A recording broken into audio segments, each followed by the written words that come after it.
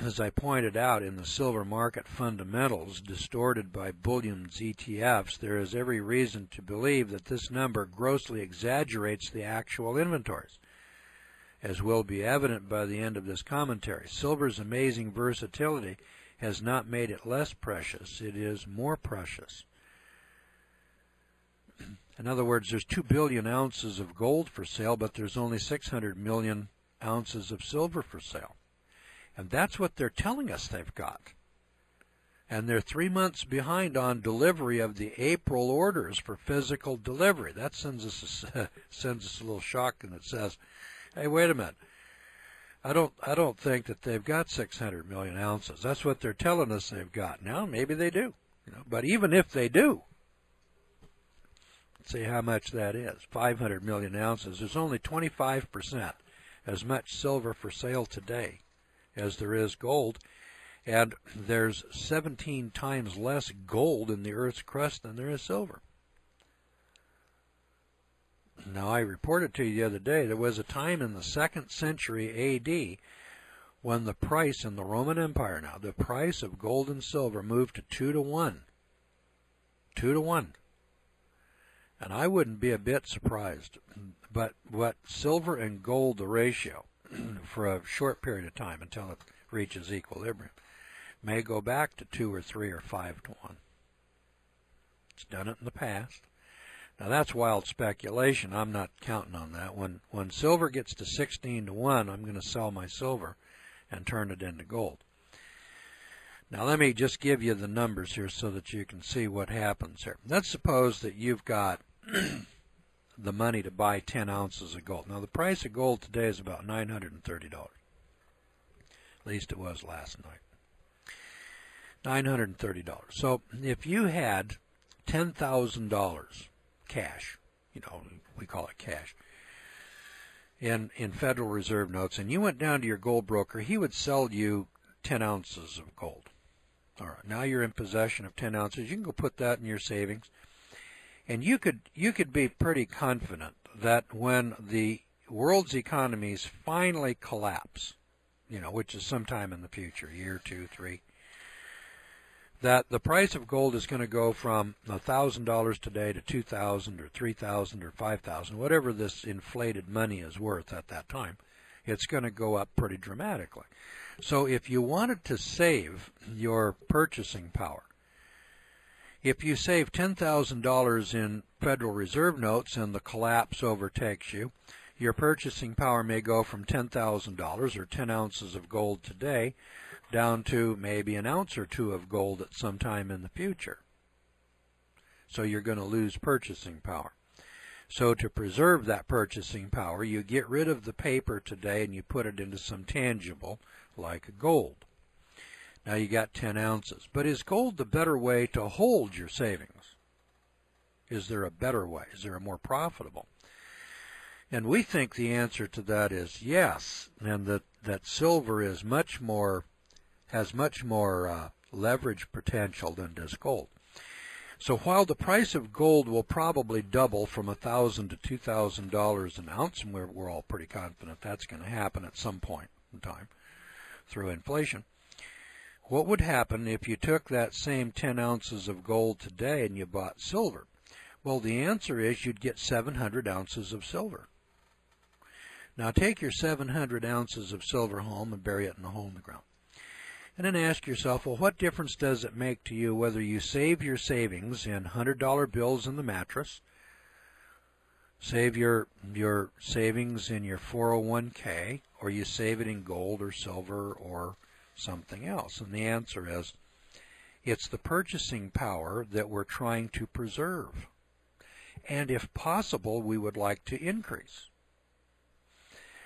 Now, if you have $10,000 in cash in the bank right now today, inflation is running at the rate of 13%.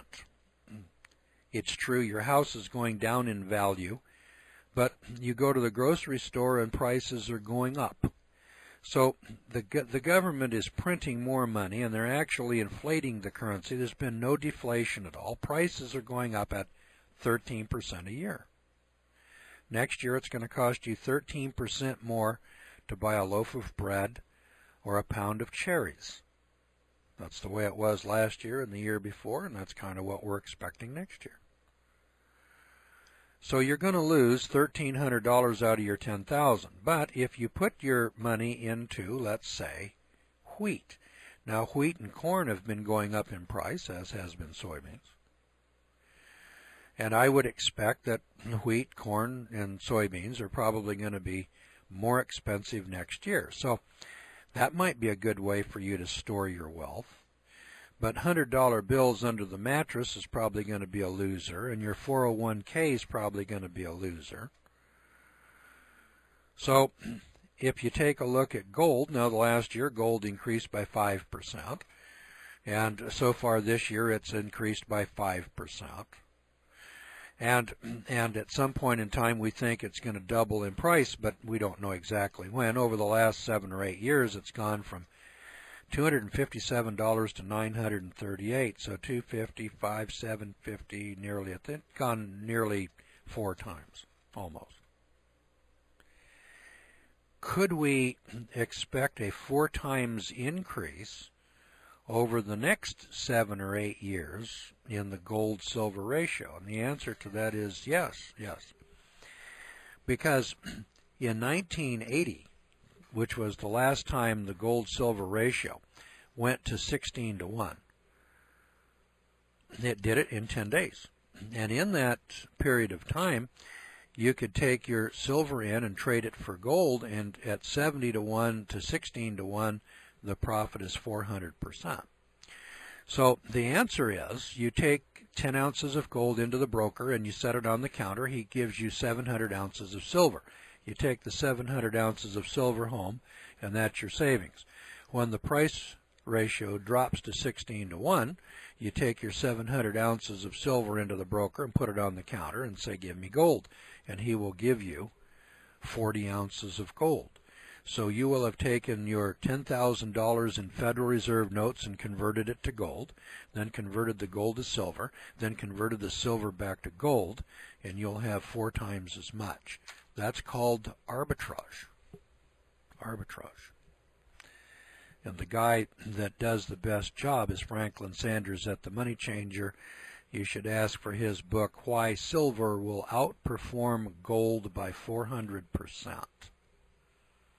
I don't know what the price is on the book, but you need that book.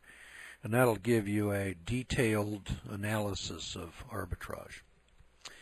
Meanwhile, I'm running out of time, so I'm going to have to give you a final reminder here that you've been listening to the Law Hour and Editorial Review. Remember, we're sponsored by the Gordon Law School of Isabella, Missouri.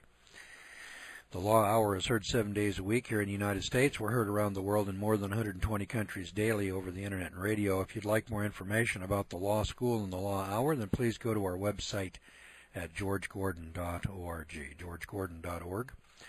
The Law School teaches family law, tax law, courtroom strategy and procedure, business law, agricultural law, civil rights, and biblical law from the scriptural perspective. That's 8 schools in all. The Law School is a private, non-commercial, non-profit, non-sectarian law school that is open to individuals but by prearrangement.